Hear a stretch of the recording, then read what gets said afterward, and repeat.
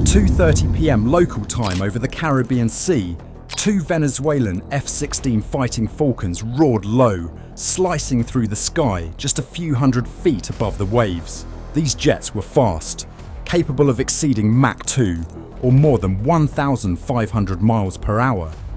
Venezuela had received them in the 1980s, back when Caracas was still considered a US ally. They had replaced aging French Mirage interceptors, a modernization meant to defend Venezuela's skies during the Cold War. But on this day, their target wasn't a training range or a mock dogfight. It was far more dangerous: the USS Jason Dunham.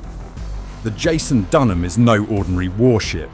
She's an Arleigh Burke class guided missile destroyer, a billion-dollar fortress at sea. Armed with the Aegis combat system, she can track hundreds of targets at once using the AN/SPY-1D phased array radar.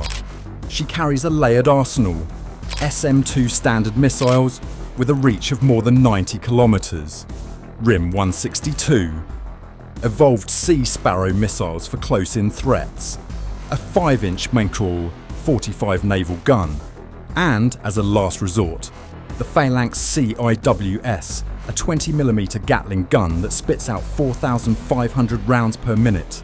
From bow to stern, the ship is built for layered defense: air, sea, and undersea. And now, those systems were locked onto two Cold War-era jets cutting low over the Caribbean. This wasn't a random flyby, it was geopolitical theatre. Just weeks earlier, the Trump administration had escalated its maximum pressure campaign on Nicolás Maduro's government. The US had indicted Maduro on drug trafficking charges and even placed a $15 million bounty on his head through the Department of Justice.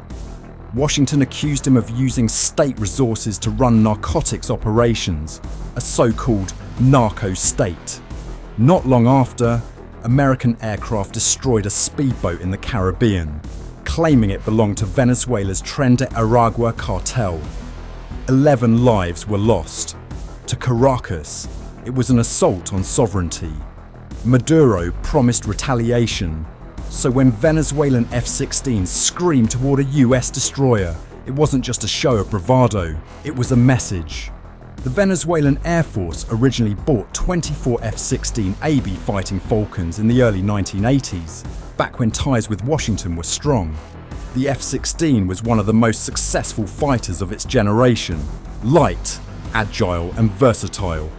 It can carry up to 17,000 pounds of ordnance, from air-to-air missiles to laser-guided bombs. It has a combat radius of around 295 nautical miles, and its bubble canopy gave pilots unmatched visibility in dogfights. But these jets were aging. Without steady US support and replacement parts, Venezuela's fleet had been shrinking. What remained was still fast, still loud, but technologically outclassed by modern fighters. In response to mounting tensions, the US quietly shifted forces into the region. Trump authorized additional warships to patrol the Caribbean as part of an expanded counter-narcotics operation. And as a signal of resolve, F-35 Lightning II stealth fighters were rotated through bases in Puerto Rico. The F-35 is one of the most advanced jets ever built. It can reach speeds of 1,200 miles per hour, but speed is not its greatest asset. Its stealth design makes it nearly invisible to radar. Its sensor fusion allows it to track, jam, and strike targets long before they ever know it's there. Each unit costs upwards of $80 million, and the program has been described as the backbone of American air power for the 21st century. The message to Maduro was unmistakable. Venezuela's Cold War F-16 might make noise, but the skies over the Caribbean belong to Washington. On radar, the blips closed fast. The Jason Dunham's Combat Information Center tracked altitude, bearing, speed.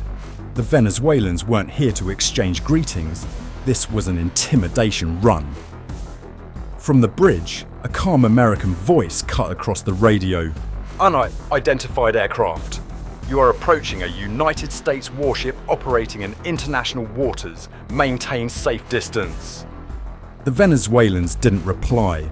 one jet flared its afterburner, streaking past the destroyer's bow, shockwaves rattling across the deck. The crew held their composure, no panic, no sudden moves. The ship's captain had issued strict orders. Do not escalate unless directly threatened. This was about more than a pair of jets. It was about doctrine. The US Navy was in international waters, asserting its right to operate freely. Maduro's flyover was designed for propaganda, footage for state TV, proof that Venezuela could stand up to America's military presence. But here's the paradox. The closer those F-16 came, the more vulnerable they became. What the Venezuelan pilots didn't know was that the destroyer was vacuuming up their data in real time. Every radar ping, every encrypted burst of comms, every thermal plume from their engines, all of it was logged. The Aegis system had already mapped their radar frequencies, pulse patterns and maneuver profiles. Infrared sensors recorded exhaust temperatures, building thermal fingerprints unique to each jet. By buzzing the destroyer, the Venezuelans had essentially handed US analysts a goldmine of intelligence. In modern warfare, information is as lethal as missiles. This wasn't the first time jets had buzzed US warships. During the Cold War, Soviet fighters regularly shadowed and dove at American destroyers in the Black Sea and Mediterranean, hoping to provoke a misstep. Sometimes, those standoffs lasted hours, with supersonic jets roaring just yards over ship decks. The Jason Dunham's encounter was history repeating itself, except this time, the Soviets had been replaced by Venezuela, a country whose once advanced fleet was now running on legacy hardware.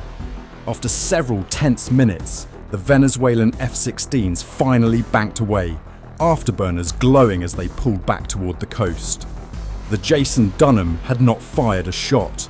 She hadn't even altered course, but her crew had done something far more valuable. They had maintained discipline, avoided escalation, and gathered priceless intelligence in the process. For the US, it was a quiet victory. For Venezuela, a fleeting show of defiance. And for the sailors on deck that day, it was another reminder of how quickly routine patrols in international waters can escalate into the kind of standoff that history remembers. But that's all from us. Thanks for watching Navy Strategy. Don't forget to subscribe for more real-world naval encounters and military conflicts.